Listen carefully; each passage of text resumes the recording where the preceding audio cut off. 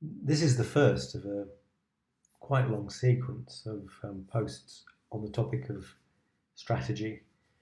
I'm going to start by talking about some of the problems that I often see working with clients in the way in which they go about developing strategy, the kinds of strategic documents that they prepare.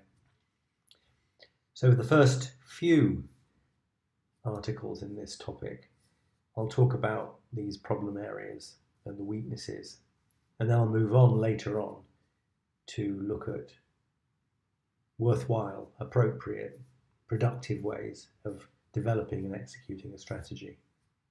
Anyway, let's start. I want to start with a story. Napoleon at the Battle of Austerlitz. He was completely outnumbered and faced with formidable opponents prior to the battle. But he didn't start by stating that his goal was victory against the enemy, that his objective was to win the battle, and that his key performance indicator was number of battles won, with a target of one battle and responsibility assigned to Napoleon. He did have a strategy, but this was based on an assessment of his key challenge. And the main feature of that was that his army was completely outnumbered. He had to develop an initiative, some activities that focused on this key challenge with a view to successfully meeting it despite the obstacles. To be sure, there are in his story of successfully defeating the enemy objectives, and there are identifiable strengths, weaknesses, opportunities, and threats.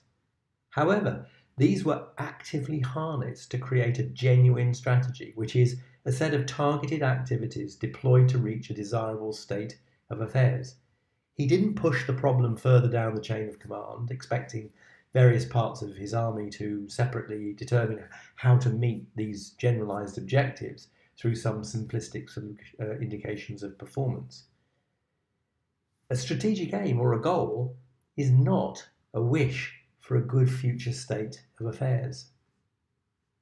I want you to imagine we're sitting in the president's office, the president of the college or the university, with the senior team, and they're gathered round a table, and their task is to start the process of developing the new institutional strategy.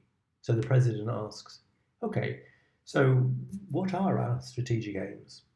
And everybody goes silent for a moment, and then someone says, to be excellent in research. And the president then looks around at the faces around the table, and no one says anything for a moment. And then there are a lot of nodding heads. Because, of course, who is going to contradict such a wish? The process then goes on. Next we have to be excellent in education. And then on until we have a list that is more or less identical with every other college and university of higher education on the planet. We do need ambitions, and they might be called goals or aims, or better still, challenges, as we will see later. Typically, these come at the beginning of the strategy and set the top-level direction. But that doesn't mean that they're the first things that you discuss and set when developing the plan.